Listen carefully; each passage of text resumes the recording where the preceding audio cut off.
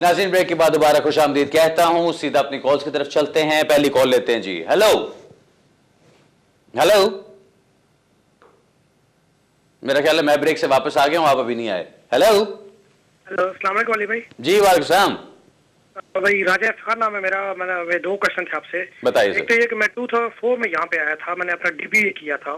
ठीक। उसके बाद लॉ में एडमिशन लिया था, तो कॉलेज में कुछ पेपर पास किए थे, कुछ नहीं कर सका था। ठीक। फिर उसके बाद मैं यूनिवर्सिटी में आ गया था, जो कि लास्ट ईयर मैंने यूनिवर्सिटी से अपनी डिग्री कंप्लीट की थी और अभी मैं PSW पे हूँ। ठीक। उसके बाद अभी मैं रिसेंटली लास्ट वीक में पाकिस्तान गया हूँ 3 दिनों के लिए अपनी बेटी को वहां से लेने, जो मेरी डिपेंडेंट है यहाँ पे। तो वापस आया तो एयरपोर्ट पे उन्होंने मुझे रोका और उन्होंने मुझे डिटेंशन में रखा है और आफ्टर 4-5 आवर्स उन्होंने मुझे छोड़ा है, लेकिन टेम्परेरी रिस्ट्रिक्टेड एंट्री जी है 48 आवर्स की। ओके। उसके बाद मैंने उनको फोन किया था फ्राइडे को, तो उन्होंने कहा कि नहीं, you don't have to come for signing और appointment, we write on a letter to you. ठीक। अभी उसमें वो क्या कर सकते हैं या क्या सिनेरियो हो सकता है इसका? क्योंकि मैं PSW वीजा पे, मैंने यूनिवर्सिटी से डिग्री की थी। ठीक। तो कुछ उन्होंने आपको बताया नहीं कि क्यों कर रहे हैं वो ये?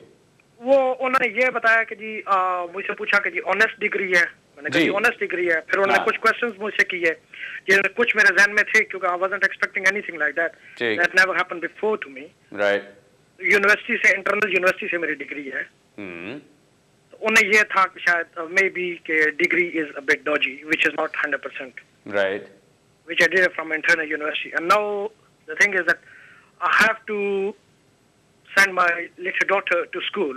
Right. I want to know that can I send it during that time while I have to wait for the decision to come. Okay, चलन ठीक है जी, मैं बताता हूं आपको। योर फर्स्ट क्वेश्चन वाज कि आपके साथ क्या होगा, इन्होंने क्या कर सकते हैं, वो क्या नहीं कर सकते। इसका जवाब तो ये है कि वो जो भी कुछ करना चाहें वो कर सकते हैं। मैं पहले भी कहता हूं और मैं आज दोबारा कहूंगा, होम ऑफिस जंगल का बादशाह है, अंडा दे के बच्चा दे, उसकी मर्जी है। अब आपके साथ उन्होंने सख्ती करनी है तो वो आपके साथ जो भी करना चाहें कर सकते हैं। आपको प्रूफ करना पड़ेगा कि जो वो कह रहे हैं वो गलत है और जो आप कह रहे हैं वो सही है। बर्डन ऑफ प्रूफ आपके ऊपर डाल दिया जाता है। इस तरह की सिचुएशन आमतौर पे कहां होती है? जब आप ट्रैवल करते हैं, आप आते हैं यहाँ पे, आपका जो इमिग्रेशन ऑफिसर आपको मिलता है उसका काम है ये कंफर्म करना कि आपने कभी कोई डिसेप्शन तो नहीं की, आपने कहीं पे कोई गलत डॉक्यूमेंट तो नहीं दिया, आपने कहीं पैसे दे दिला के काम तो नहीं किया। मैं जो पहले ब्रेक से पहले बात कर रहा था रिटेलिएशन वाली, ये उसी चीज के अंदर आ जाता है। ये वो रिटेलिएट कर रहे हैं उन लोगों के खिलाफ जिन लोगों ने बहुत सालों उनको उल्लू बनाया है। सो अब आपके सामने जो बात है वो सिंपल ये है, उन्होंने ये देखना है कि आपकी डिग्री सही है, क्या आपने कहीं पे कोई गलत डिप्लोमा तो नहीं लगाया, क्या आपने कहीं इलीगल काम किया, आपको इतने साल हो गए, 2004 से आप यहां पर आए हुए हैं, अभी तक आप किसी मुश्किल में ही नहीं फंसे, क्या आपने कभी काम करते हुए एक्स्ट्रा काम किया, अगर आपको 20 आवर्स अलाउड थे, कहीं आपने 25 आवर्स तो नहीं काम किया, कहीं आपने फुल टाइम तो नहीं काम किया जब आपको अलाउड नहीं। ऐसी चीजें वो सारी आपकी अब देखना चाहते हैं, जिसको वो इन्वेस्टिगेट करना चाहते हैं। सो अब वो इन्वेस्टिगेट करना चाहते हैं, करें। अगर आपने कुछ गलत नहीं किया, अगर आप हमेशा इमिग्रेशन रूल्स को नजर में रखते हुए बिल्कुल सही चलते रहे हैं, तो आपको कोई घबराने वाली बात नहीं है। लेकिन अगर कहीं पे आपने कोई 2 नंबरी की है उनके साथ और वो उस चीज को पकड़ लेते हैं, तो फिर आपके वो लीव को कर्टेल भी कर सकते हैं, आपको फौरन वो रिमूव भी कर सकते हैं यहां से। अगर आपकी लीव कर्टेल की जाती है, आपको राइट ऑफ अपील मिलना चाहिए, उसके ऊपर आप ले सकते हैं और उसको आप फाइट कर सकते हैं। सो खुदा न खास्ता अगर कोई ऐसी चीज होती है तो वो कीजिएगा, अदरवाइज जस्ट कीप वेटिंग। जब वो आपका आंसर आता है, अक्सर तो यही होता है कि आपको वो आपका पासपोर्ट वापस भेज देते हैं। कई दफा ये भी होता है कि उनको कोई ना कोई ऐसी, जब वो फिशिंग एक्सपेडिशन पे निकलेंगे तो कोई ना कोई चीज उनको मिल ही जाती है जिसको पकड़ के वो बैठ जाते हैं। तीसरी बात आपने जो पूछी, या दूसरी बात जो आपने पूछी कि आपकी बेटी आपके साथ है, आप चाहते हैं कि उसको स्कूल में दाखिल कराया जाए, क्या करा सकते हैं कि नहीं। अभी आपकी बेटी को जो वीजा मिला है वो उसको मिला है आपके साथ डिपेंडेंट का वीजा मिला है। सो वो उसी एंट्री क्लियरेंस के ऊपर आई है यहाँ पे। अब अगर आपकी वीजा को उन्होंने कर्टेल कर दिया है, कर्टेल करके, और आपकी बेटी के वीजा को भी कर्टेल कर दिया, तब तो आप उसको नहीं एडमिशन करा सकते। लेकिन अगर आपका वीजा कर्टेल नहीं किया गया, अगर अभी सेक्शन 3C की वसात से आप अभी भी चल रहे हैं और अभी भी आपकी वही लीव चल रही है, then there should not be an issue. आप उसको जाकर आराम से रजिस्टर करा सकते हैं, उसको स्कूल में रजिस्टर कराएं और इससे काम उसकी वो स्कूलिंग शुरू हो जाएगी, क्योंकि अभी आप यहां पे चल रहे हैं, आपका वीजा है इसलिए। लेकिन अगर आपको कर्टेल कर दिया जाता है, आपको अपील में जाना पड़ता है, तब भी आपका वीजा वही चलता रहेगा, आपका जो स्टेटस है वो वही चलता रहेगा। सो अगर ऐसी सिचुएशन है, then your daughter is all right. अगर ये सब कुछ नहीं है, अगर आपको उन्होंने सब कुछ कर्टेल कर दिया, then she should not be going to school, because then she is not entitled as जो एक रेजिडेंट को यहां पे मिलना चाहिए, वो सारी उसको फैसिलिटीज नहीं मिलनी चाहिए। सो इस चीज का ख्याल रखिएगा। बाकी ऑल द बेस्ट जी। मैं तो ये कह सकता हूं कि अगर आपने कुछ गलत नहीं किया, then there should not be an issue. Alright जी, अगला सवाल लेते हैं जी। हेलो जी, अस्सलाम वालेकुम। वालेकुम। जी, मैं 2 सवाल हैं। एक सवाल ये है कि मैंने पता करना था ये ह्यूमन राइट्स का जो आर्टिकल 15 होता है, इसका क्या मतलब है। और दूसरा मेरा सवाल है, जिन लोगों ने ह्यूमन राइट्स की बेस पे एप्लीकेशन की हुई थी और उनकी रिफ्यूज हो गई थी, और अगर वो आप कोई स्कीम इस तरह की निकालते हैं, तो क्या वो लोग भी उसमें आएंगे या वो नहीं आएंगे? किस तरह की चीज निकालते हैं सर? कोई लेगेसी वगैरह या कोई अमेनिटी इस तरह की अगर उसको निकालते हैं, तो वो लोग जो इनकी जिनकी एप्लीकेशन यानी कि रिकंसिडरेशन के लिए गई हुई है या इस तरह की हुई है, तो वो उसमें कैटेगरी में आएंगे या नहीं आएंगे? ओके, चलो मैं आपको बताता हूँ जी। देखिए, जब आपने कोई एप्लीकेशन की होती है और आपको अगर एक लॉ के अंदर कंसिडर करके आपको रिफ्यूज कर दिया जाता है, उसके बाद अगर कोई लॉ नया आता है और उसके अंदर भी आपका एक जिसे कहते हैं वो कवर आप कर सकते हैं उसको, तो डेफिनेटली आप उसके अंदर आएंगे। एग्जाम्पल मैं आपको दे दूं, अगर ये लेगेसी वालों को आप देखें, ये कौन लोग थे? ये वो लोग थे जिन्होंने असाइलम किए, असाइलम उनके रिफ्यूज हो गए, यानी एक कानून के तहत उनको रिफ्यूज कर दिया गया। उस कानून के तहत उनको पूरा देखा गया कि वो क्या कर सकते हैं, क्या नहीं कर सकते, कितनी दूर जा सकते हैं, वो सारी बात उनकी आ जाती है। अब उन्होंने वो जितना कुछ करना था, उनकी अपीलें सारी खत्म हो गई, हर चीज उनको जो कानून प्रोवाइड करता था वो खत्म हो गया, और वो करने के बाद फिर भी वो यहां पे रहे। लेकिन जब लेगेसी वाला एक केस वर्क शुरू हुआ तो उसमें उनको स्टेटस मिल गया। उसी तरह से अगर आप देखें 2003 में गालबन अक्टूबर में उन्होंने एक नई पॉलिसी निकाली थी जो कि ओवरस्टेज को लुक आफ्टर करती थी, फैमिली ILR एक्सरसाइज उसको नाम दिया गया था। अब उसके अंदर क्या था कि जिन लोगों ने 2 अक्टूबर 2000 से पहले असाइलम किया था और जिनके घर में 23 अक्टूबर 2003 के बाद या 3 से पहले कोई बच्चे उनके साथ 18 साल से कम उम्र के रह रहे हैं, तो वो लोग उसके अंदर आते थे और उनको इंडेफिनिट लीव दी जा रही थी। ये भी वही उसी तरह की चीज थी कि आपको पहले एक कानून के अंदर रखा गया, उस कानून के अंदर आपको तमाम मराहत दी गई, आपको देखा गया कि आप कितना फाइट कर सकते हैं उसको, जो भी अपील राइट से आपके खत्म हो गए, फिर भी अगर आप यहां पर हैं तो किसी एमनेस्टी के अंदर, किसी पॉलिसी के अंदर आपको वो चीज मिल गई। मैं यहां पे कहता चलूं, मुझे रोज सवाल पूछा जाता है बहुत सारे लोगों से कि जी कोई एमनेस्टी आ रही है, वो कोई किसी अखबार ने कहा कि एमनेस्टी आ रही है, पता नहीं किसी रेडियो स्टेशन पे सुना, किसी प्रोग्राम में सुना कि एमनेस्टी आ रही है। ऐसी कोई अभी चीज नहीं है। ये मैं आपको क्लियरली बताना चाहता हूं कि मेरी नजर में, मेरे इंफॉर्मेशन में अभी तक ऐसी कोई चीज नहीं है कि जो कोई एमनेस्टी का नाम हो। जो हाँ, ये चीज जरूर है, एक्सपेक्टेशन एक होती है। एक्सपेक्टेशन क्यों है? क्योंकि इतना अरसा गुजर गया और अभी भी हजारों लाखों लोग ऐसे मौजूद हैं जिनके पास स्टेटस नहीं है। सो हम एक्सपेक्ट कर सकते हैं कि कोई ना कोई चीज आनी चाहिए, लेकिन ये चीज एक एक्सपेक्टेशन तक है, इससे आगे नहीं है। इसके साथ अगर मैं देखूं कि ये गवर्नमेंट जो चल रही है और जिस स्पीड से ये गवर्नमेंट जा रही है और जिस वो एक इंटेंसिटी के साथ ये गवर्नमेंट कहती है कि नहीं जी हम माइग्रेशन रोकेंगे, हम इमिग्रेशन को कट डाउन करेंगे, हम उनको वो हंड्रेड्स ऑफ थाउजेंड्स से लाके टेंस ऑफ थाउजेंड्स में लेकर आएंगे और उसके बाद भी उसको और भी कट डाउन करेंगे, ये सब कुछ करने के लिए अगर वो एक साथ एमनेस्टी को अनाउंस कर देते हैं तो मेरा ख्याल है सारे का सारा यूके इनको भी पड़ जाएगा कि ये क्या कर दिया। सो मेरा नहीं ख्याल कि अभी कोई ऐसी चीज आ सकती है। हो सकता है कि कोई एक कंसल्टेशन हो चल रही हो होम ऑफिस के अंदर और उसके बाद वो कोई एक ऐसी चीज निकालें कि जिससे इनडायरेक्टली वो लोगों को स्टेटस देना शुरू करें, लेकिन आई रियली कांट से कि कोई ऐसी अनाउंसमेंट आएगी कि जहां पे वो कहें कि जी हम बहुत एक आम माफी का ऐलान करते हैं और सबको हम एमनेस्टी देते हैं यहाँ पे कि जी जो लोग इलीगल आए और जो लोग आके हमें इतने साल से धोखा देते रहे और छुप के बैठे रहे और हमारी इकोनॉमी में काम करते रहे और सारा कुछ करते रहे, यहाँ रहते रहे, हम उनको स्टेटस देने को तैयार है। ऐसी स्टेटमेंट अभी करना इस गवर्नमेंट की तरफ से मुझे बड़ा मुश्किल लगता है। हाँ, गवर्नमेंट चेंज होती है, कोई नई आती है गवर्नमेंट, कोई और पॉलिसी आती है, तो उसके अंदर मैं एक्सपेक्ट करूंगा कोई नई चीज है। अब बैक टू योर क्वेश्चन कि अगर ऐसी कोई नई चीज आती है तो जितने लोगों को पहले लेगेसी में रिफ्यूज किया गया या उनको स्टेटस नहीं दिया गया, क्या वो लोग उसमें आ सकते हैं? ऑफ कोर्स आ सकते हैं। अगर कल कोई पॉलिसी आती है, उस पॉलिसी के अंदर यह कहा जाता है कि जो लोग इतने साल से यहां रह रहे हैं, कोई कंडीशन लगा दी जाती है, क्योंकि हर दफा कंडीशन होती है ना। पहले कंडीशन क्या लगाई गई, जो वो फैमिली ILR एक्सरसाइज थी कि अक्टूबर 2 से पहले, अक्टूबर 2 2000 से पहले आपने असाइलम किया हो और 23 अक्टूबर से पहले, 23 अक्टूबर 2003 से पहले आपके घर में कोई 18 साल से कम उम्र का बच्चा आपके साथ रह रहा हो। If that is the case, ये कंडीशंस हो अगर आप सेटिस्फाई करते हैं तो हम आपको इंडेफिनिटली देते हैं। लेगेसी आया 2007 में अनाउंस किया उन्होंने, आई थिंक इट वाज जून और जुलाई था 2007।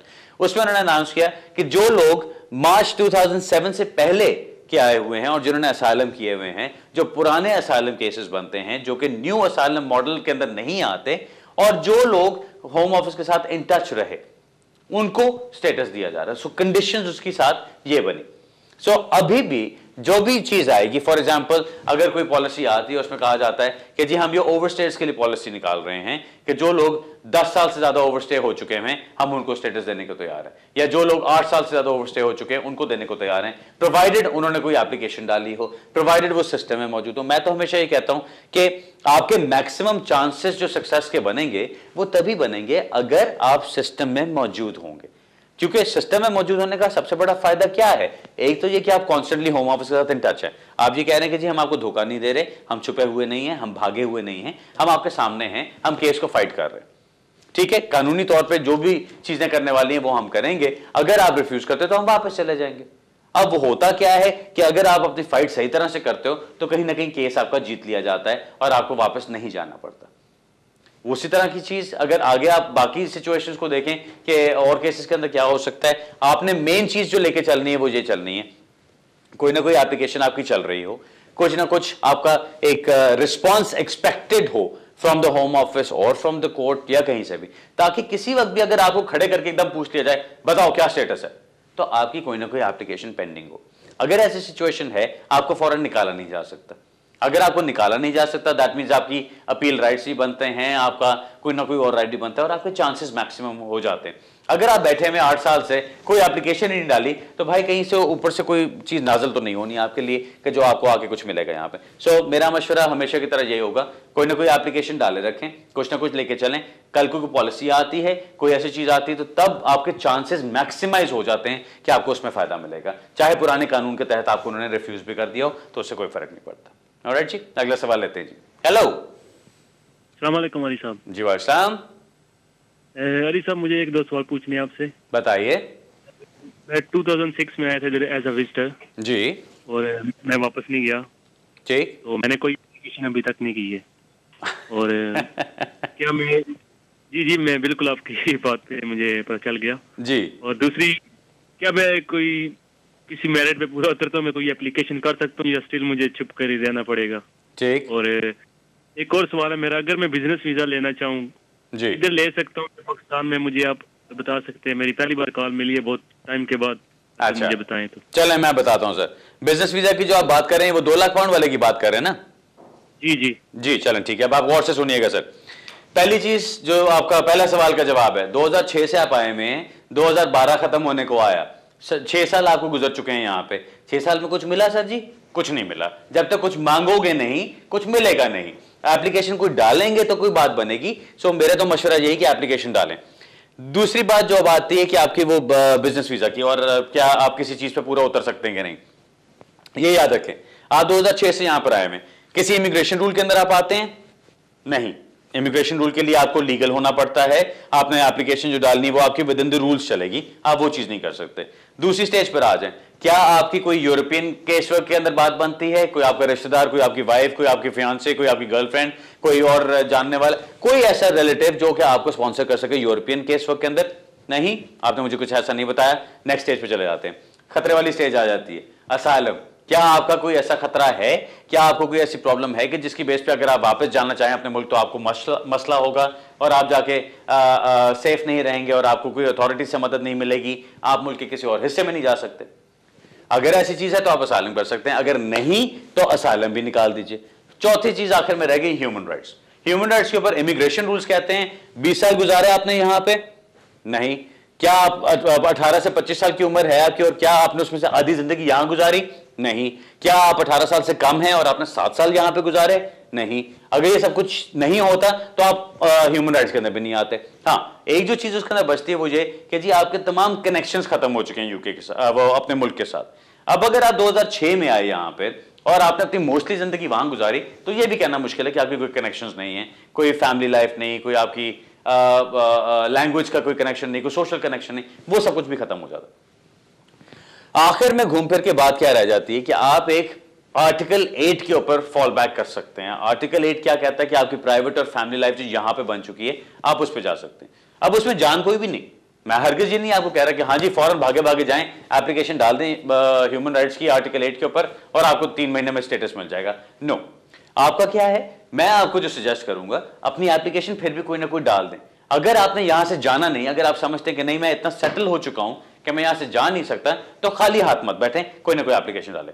हाँ, अगर आप समझते हैं कि नहीं जी इस पे कोई मेरिट्स नहीं है, कोई जान नहीं है, तो यहां पे रहने का फायदा नहीं, मैं चला जाऊंगा यहां से, बहुत अच्छा आइडिया है, आप वापस जाइए। आप अगर अपनी मर्जी से वापस जाते हैं तो आपके ऊपर 1 साल का बैन होगा और उसके बाद फिर आप एंटरप्रेन्योर वीजा के लिए अप्लाई कर सकते हैं। एंटरप्रेन्योर जो 2 लाख वाला आपने जो बिजनेस वाला पूछा उसका फायदा क्या है, आपको जब फ्रेश वीजा आप अप्लाई करेंगे 1 साल के बाद, आप वहां बताएंगे ये मेरा नाम है, 2006 में मैं गया था, मैं ओवरस्टे हो गया, इतने साल मैं वहां पे रहा, इलीगल रहा, छुप के रहा, फिर जब मुझे कोई समझ नहीं आई कि मेरा क्या हो सकता है तो मैंने खुद टिकट कराई, खुद फ्लाइट ली और मैं वापस अपने मुल्क आ गया। अब मैंने आगे 1 साल का बैन गुजारा है और अब मेरे पास 2 लाख पाउंड मौजूद है जिसमें मैं जाके बिजनेस करना चाहता हूं यूके में। मेरी इंग्लिश उस लेवल की, अब तो आपको B1 लेवल की इंग्लिश, B2 लेवल की इंग्लिश मेरा ख्याल करनी जरूरी है, C1 से उन्होंने कम कर दिया उसको एज ऑफ 13th। सो वो सब कुछ अगर आप सेटिस्फाई करते हैं, पॉइंट्स बेस्ड सिस्टम के अंदर आप क्वालिफाई करते हैं, तो आपको वीजा मिलेगा। आप एंटरप्रेन्योर की बेस पे यहां पर हैं, आपने आके यहां पे पहले 3 साल के अंदर अपने 2 लाख पाउंड इन्वेस्ट करना है। अगर उसमें आपकी टोटल टर्नओवर 5 मिलियन से ज्यादा हो जाता है या आपने 10 नई जॉब्स क्रिएट कर दी, तो उसकी बेस पे 3 साल के अंदर आपको इंडेफिनिट लीव मिल जाएगी, जो कि बहुत अच्छा है। इसमें इस पूरे प्लान में मुझे कोई बुरी चीज नजर नहीं आती। सो मेरा मशवरा आपको यही है कि अगर आपको नजर नहीं आता कि आपके कोई इतने स्ट्रॉन्ग कनेक्शंस हैं अभी और आप 2 लाख पाउंड इकट्ठा करके और यूके में आके बिजनेस कर सकते हैं, तो मेरे मुताबिक भाई बेस्ट चाहिए, बोरिया बिस्तरा बांधें, अपना टिकट कराएं तो वापस जाएं, 1 साल गुजार के वहां पे, उसके बाद सारी अपनी इंफॉर्मेशन, पूरी अपनी जो वो ये इमिग्रेशन हिस्ट्री के काले करतूत है सारे बता के फिर अप्लाई करें कि हाँ मैंने गलत किया, लेकिन फिर मैंने उसका अपने जो वो सारे गुनाह माफ कराने वाली बात करनी थी, वो 1 साल का बैन गुजार ली है। सो अब मुझे यहाँ पे नए रूल्स के मुताबिक, इमिग्रेशन रूल्स के मुताबिक मुझे पॉइंट्स दिए जाएं और मुझे बिजनेस वीजा दिया जाए या एंटरप्रेन्योर वीजा दिया जाए, ताकि मैं जाके यूके में रह सकूं और मैं काम कर सकूं, मैं प्रॉपर्ली स्टेटस ले सकूं। ठीक है सर, मेरा ख्याल है आपके लिए बेस्ट चीज ये होगी। अगला सवाल लेते हैं जी। हेलो, मेरा ख्याल है आपके लिए बेस्ट। हेलो हेलो, अस्सलाम वालेकुम जी, वालेकुम सलाम। आपका कोई टीवी शीवी तो नहीं चल रहा सर? कॉल ड्रॉप हो जाएगी, बताइए। मैं टीवी बंद कर दिया जी, मैं सवाल करता हूँ और उसके बाद टीवी पे आपका जवाब सुनूंगा सर। जी बताएं। एक्चुअली मैं स्टूडेंट हूँ और 2013 में मेरा यहाँ पर वीजा खत्म हो रहा है, जनवरी 2013 में। आई डोंट नो कि ये कर्टेल हो चुका है कि नहीं, क्योंकि मैं स्टूडेंट काफी अर्से से कॉलेज नहीं जा रहा हूँ। मेरा बच्चे हैं मेरे साथ और मेरी वाइफ है, लेकिन उसको 7 साल पूरे हो रहे हैं 2 जुलाई को। वाइफ को अभी जनवरी से जुलाई 6 महीने मेरे पास, क्योंकि वीजा भी खत्म हो जाएगा जनवरी को, तो अभी मुझे कोई एप्लीकेशन डालनी चाहिए ताकि मेरे 7 साल पूरे हो जाए बच्चे के जुलाई 2013 में। तो आप मुझे क्या सजेस्ट करते हैं? मैं टीवी पर आपका जवाब सुनूंगा कि मुझे कौन सी एप्लीकेशन इन 6 महीनों के लिए, और ये भी मुझे पता नहीं है कि मेरा वीजा कर्टेल है कि वैलिड है, क्योंकि मैं लास्ट 1.5 ईयर से कॉलेज नहीं जा रहा हूँ। Very good. चलिए सर, अब आप गौर से सुने, मैं आपको बताता हूँ। एज ए लॉयर मेरा पहला काम यह बनता है कि मैं आपको बताऊं आपने क्या क्या गलत किया है।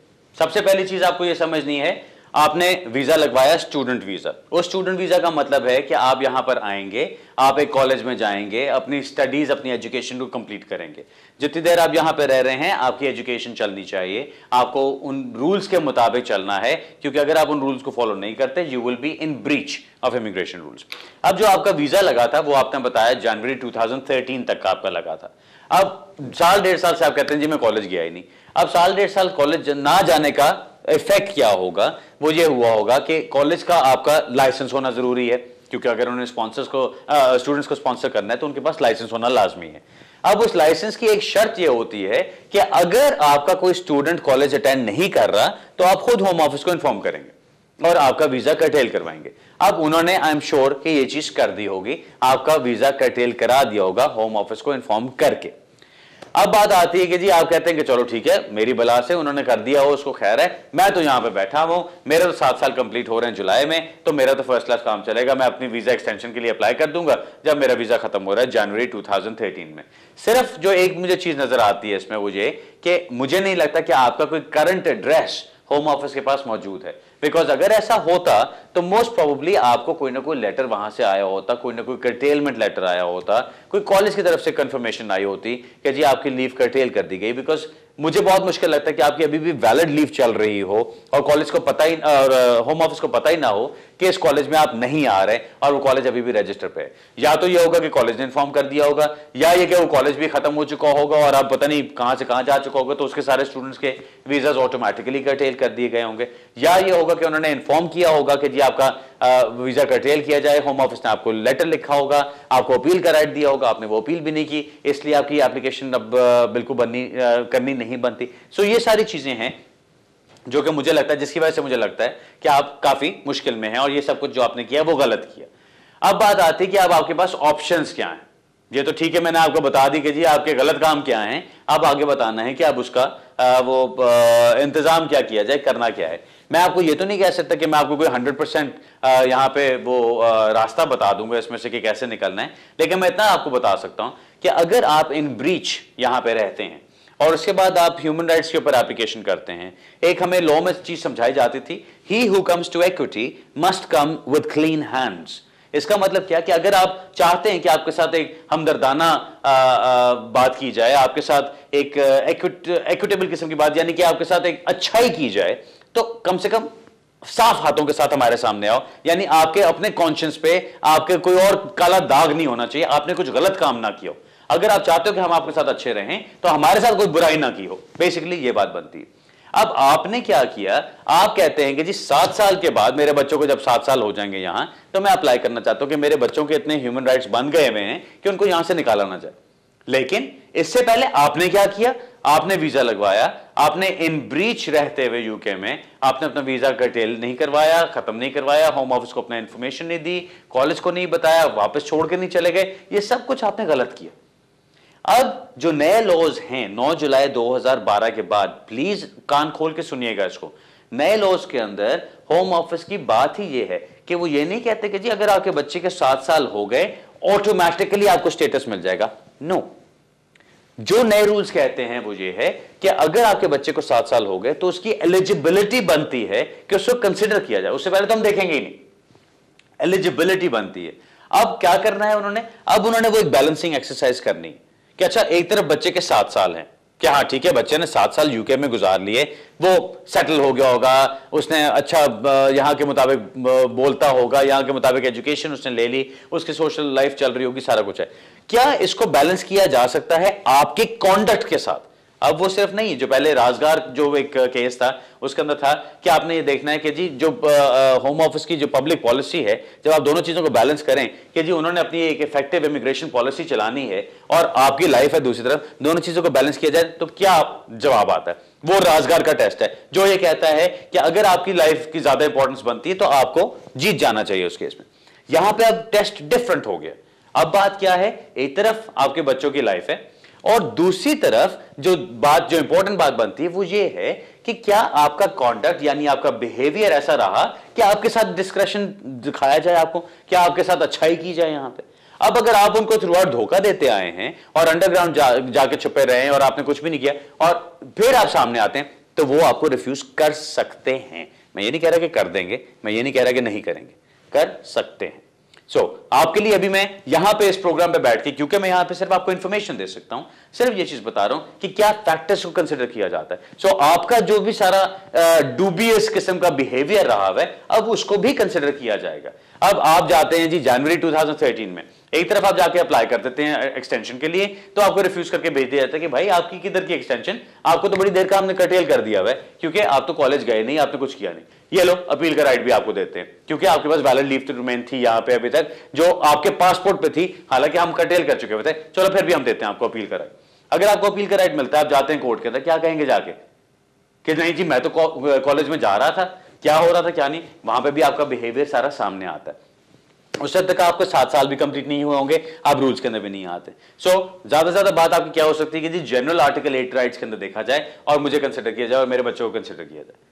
दूसरी तरफ ये कि अगर आप नहीं करते जनवरी में एप्लीकेशन, आप कहते हैं अभी भी मैं इलीगल रह रहा हूं, आगे भी मैं चलता रहूं, जब 7 साल कंप्लीट हो जाएंगे मैं तब एप्लीकेशन करूंगा, वो आपकी चॉइस है। क्या आप उससे जाके एप्लीकेशन अप्लाई कर सकते हैं।